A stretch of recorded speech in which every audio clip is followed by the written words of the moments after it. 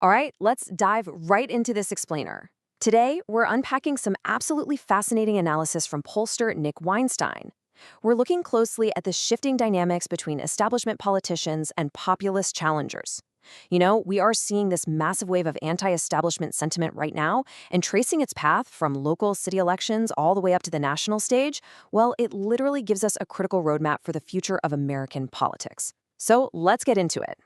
We're going to start our analysis out in Los Angeles. This coming June 2nd, the mayoral election there is testing a really potent question. Seriously, think about this. Could a former reality TV star actually unseat a deeply entrenched political leader? This isn't just about local LA politics, folks. It is a major stress test of outsider momentum going head-to-head against the traditional establishment machine. Section 1. The LA mayoral race. Insider versus outsider. Here's where we see a really stark contrast. On one side, you've got Spencer Pratt running as an independent. He is totally riding this wave of anti-establishment momentum, coming out swinging and heavily criticizing the city's response to last January's wildfires. And then on the exact opposite side is Karen Bass, the incumbent Democrat. She's well known, she's highly experienced, but she is deeply tied to the political establishment. It is literally the ultimate insider versus outsider matchup. So why is this happening? Well, according to Nick Weinstein, Pratt's outsider message is really resonating because voters are just highly energized and, honestly, incredibly frustrated. Weinstein argues that what he calls generations of failed liberal leadership is finally starting to catch up with city officials. He notes that everyday voters are pointing to rampant antisocial behavior in the city. It's creating this environment where the electorate feels completely failed by the establishment of both major parties. They're just fed up. Which brings us to Section 2, the endorsement effect, help or hindrance. Now, Vice President Kamala Harris recently stepped right into this fray, offering a formal endorsement for Mayor Bass's re-election campaign. She came out and stated unequivocally that Bass is the leader Los Angeles needs right now. Now, normally in traditional politics, a vice presidential endorsement, that's a massive boost. But in this specific climate, well, things are a whole lot more complicated. Here's the twist. Weinstein points out that this endorsement might actually backfire. He highlights 3 distinct vulnerabilities here. First off, he notes Harris has her own popularity struggles, even within the Democratic base. Second, and this is probably the biggest piece of the puzzle, having the sitting vice president vouch for you, it completely cements your establishment label.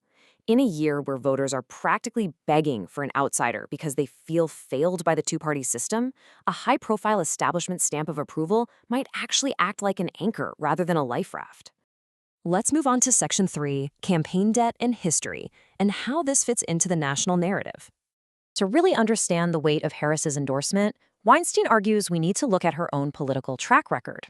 As you can see here, Harris actually hasn't won a solo election since her California Senate race. Weinstein notes that back during the 2020 Democratic primary, she was hovering at just 2 to 3% in the polls before she eventually dropped out. He also points out that her selection as vice president was heavily contextualized by Joe Biden's explicit campaign promise to put an African-American woman on the ticket, especially at a time when there were fewer candidates fitting that demographic in top party leadership. Then there's this number. $22 million. This figure really highlights the financial baggage she currently carries. Following a heavily funded billion-dollar campaign cycle, this $22 million is the massive financial hole that was left to the Democratic National Committee. And Weinstein suggests this debt has some serious real-world implications.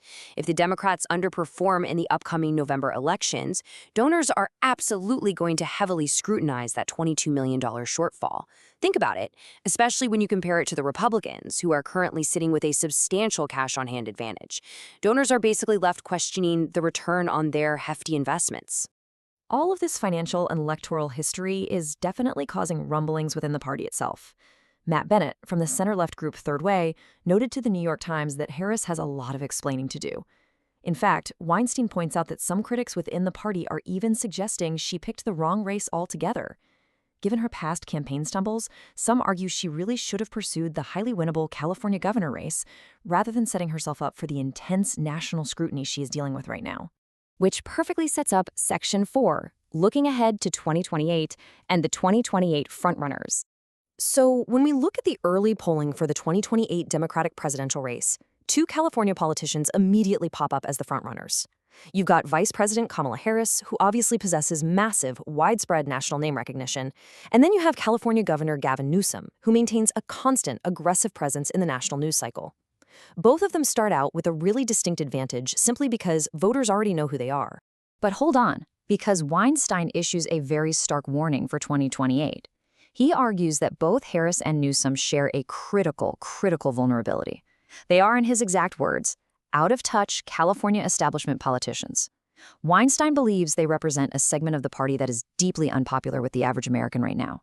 And because of that, he predicts it is highly unlikely that either candidate will be able to capture or even speak to the very real populist anger and resentment that is currently brewing within both the Democratic and Republican electorates.